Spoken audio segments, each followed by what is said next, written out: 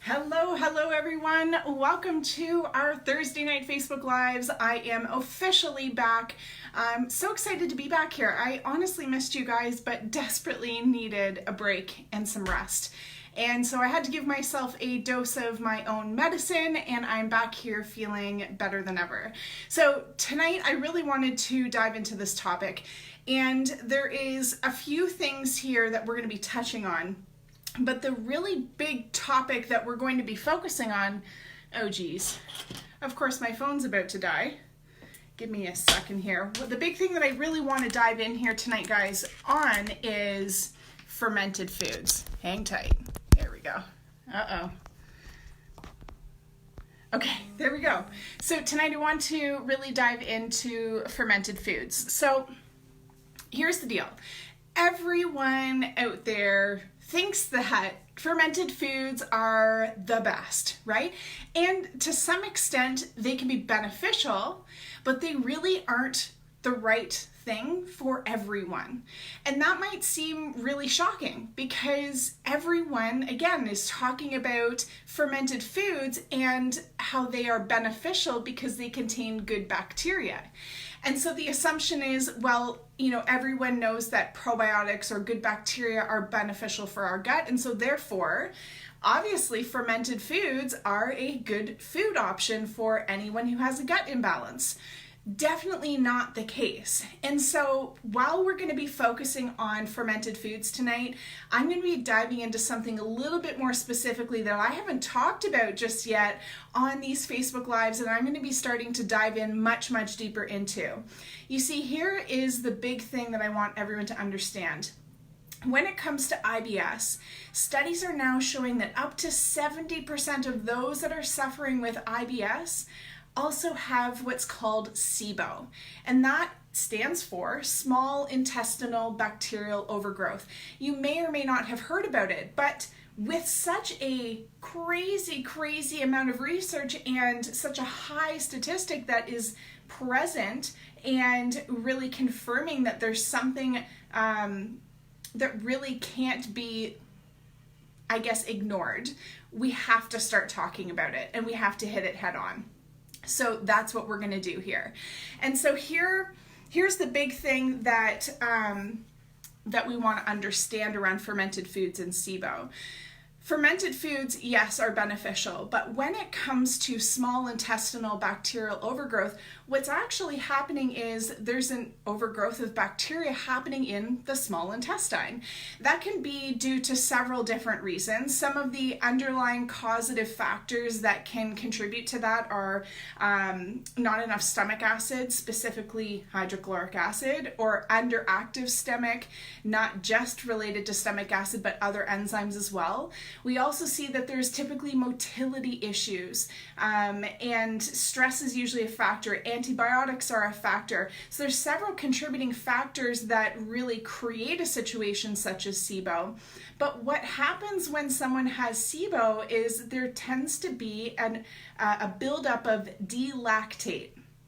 Okay, so, or lactic acid happening. And so this D-lactate is really problematic, and that's often what's contributing to a lot of the symptoms that someone with SIBO is experiencing.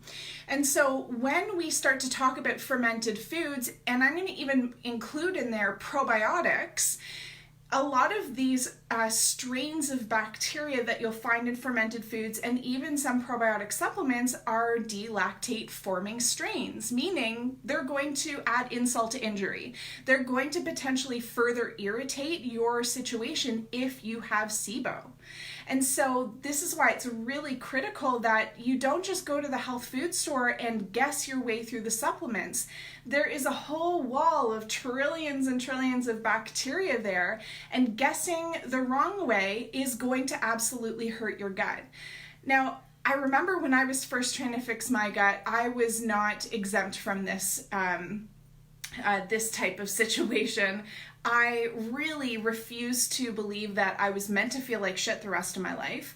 I refused to accept and settle that everything was normal because my health markers and my blood labs and all the tests were coming back normal within range. Meanwhile, I was super bloated, fluctuating between diarrhea and constipation. I was gassy, I was super anxious, really moody, craving sugar like it was my day job. And so I just refused to accept that, the doctors were telling me that there was nothing I could do. And so I started searching, and I would go into these health food stores and I would buy some expensive probiotic. And then when that didn't work, I'd go back and try something different. And so I was like an octopus on roller skates. I was all over the freaking place, and I was doing two things. One, I was making my gut worse because I didn't know what I was doing. I didn't understand what actually needed to happen. And so I was, trying all these different things, not giving my body a chance to gain any traction, and often guessing completely wrong. And so that became problematic because I was then wasting a ton of money. And it started to really wear on me. I started to feel like, is it even possible for me to fix my gut? Maybe I am supposed to feel this way. Maybe this is normal. And I started to really lose the faith that it was possible for me to actually feel normal again. And so, I share this with you guys because it's really easy to want to jump on these health trends, everyone talking about probiotics, everyone talking about fermented foods. And I don't want you to get overwhelmed by the conflicting information. And I understand I'm coming in here real hot with a real piece of conflict. What I'm here to really, really encourage you to do is stop guessing and get some support. Get on a complete gut repair system, because while yes, probiotics can be beneficial, guessing the wrong way can really do more harm than good. So as I was saying, these this acid, this D-lactate, that is often part of the problem when it comes to SIBO and really contributing to a lot of the symptoms that are going on for someone with SIBO.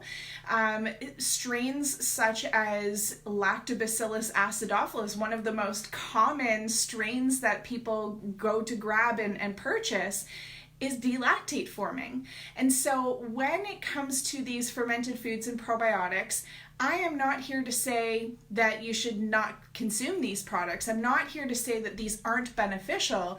They absolutely are. What I want you to understand is if you are suffering with SIBO, small intestinal bacterial overgrowth, we have to weed out the bad bacteria first, and there is a time to replenish those good bacteria, but we must proceed with caution. There are certain strains that have been shown by studies that will be more beneficial than others. Some people don't tolerate, again, the D-lactate forming strains. Some are best on soil-based strains, and we really need to take a look at what specific strains your body needs. And so there will be a time that you do absolutely need to replenish with probiotics, and there may even be a time that you can get to a place that you can consume fermented foods, but we first need to be addressing the SIBO. Now, I was going to say something and I just lost it. So anyways, the big part here, guys, is again addressing the SIBO, jumping on over and starting with weeding and then getting into replenishing. So with that, fermented foods. If you are consuming fermented foods and you're not sure if you have SIBO and you're not sure if fermented foods are hurting your gut, here are some things to keep in mind. One, how do you figure out if you have SIBO? The only way to find out if you have SIBO is to test and not guess. So the best test to test your SIBO at this point is the 3-hour lactulose test. There's no test out there that is thorough in all areas. However, the 3-hour, make sure it's 3-hour lactulose breath test is the gold standard for testing for SIBO right now. If you're looking for help in figuring out how to get that test, send me a private message. We can definitely chat about that. And from a second standpoint of like, can I eat fermented foods? Are they hurting me? After you've determined if you have SIBO or not, some of the symptoms that you can look for are severe bloating. So if you're finding that you eat this food or fermented foods in general and you feel incredibly bloated, you feel like there's gas that's trapped in your gut that just won't pass, if you're feeling gassy, if you're feeling really, I'm going to say heavy and hard in the gut, if you find that there's diarrhea or constipation flare-ups that happen after eating fermented foods or even taking your probiotic, absolutely stop and know that we have to address the weeding of that bacteria first. So guys, fermented foods are not the devil. Probiotics are not the devil, but they're not always the right first step for everyone. And if you are unsure if you have SIBO, then it's important that you get tested. And if you have SIBO, the protocol is really important. It's different. It's much different than if you're just fixing a regular old IBS situation. And so that's why it's so important that we really identify exactly what's going on for you so that you can eat those fermented foods and those probiotics, because they really ultimately are going to help you in the end by supporting digestion, by supporting your immune system, your mood. They are also going to help to keep bad bacteria out. So they're kind of like the bouncers at the door, helping to maintain a healthy gut. So we really do want to get you to a place that your body can welcome and receive those good bacteria.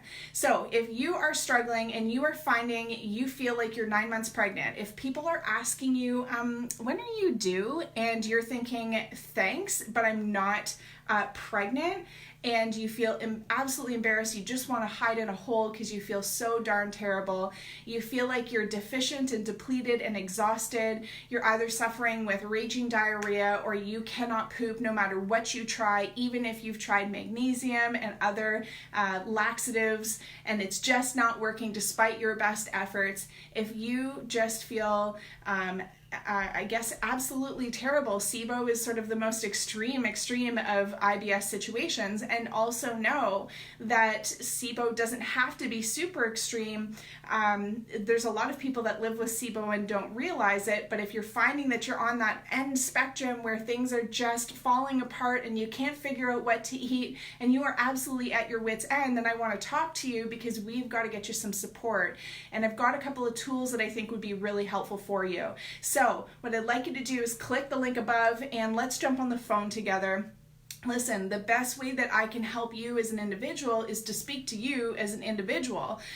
Every single person is different. There is no cookie cutter approach when it comes to SIBO, which is why in the Love and Trust Your Guts program, we create customizations for every single one of our clients. And it's also why we get you guys daily support, so that when you have those fluctuations, when you have those good days, bad days, and you've got questions, we can get your questions answered in real time. Because guys, it's not helpful to talk about your diarrhea or your constipation that you had 3 weeks after the flare happened. We got to help support your body right here, right now. So let's jump on the phone together. We're going to talk through all that you've been struggling with, all the symptoms that have been going on for you. Talk through that health history. Do you even still have your gallbladder? What the heck is going on? We got to talk through that stuff. From there, we'll see what's missing so that we can understand where your biggest sticking points are, so that we can get you some support. So click the link above. It's absolutely free. This is just the best way that we can make sure we tailor our support to each individual person and get you the resources that you need. All right, guys, I'm signing off for tonight. Make sure you tune in next week. We've got a really juicy topic coming up, and we'll talk to you guys soon. Bye.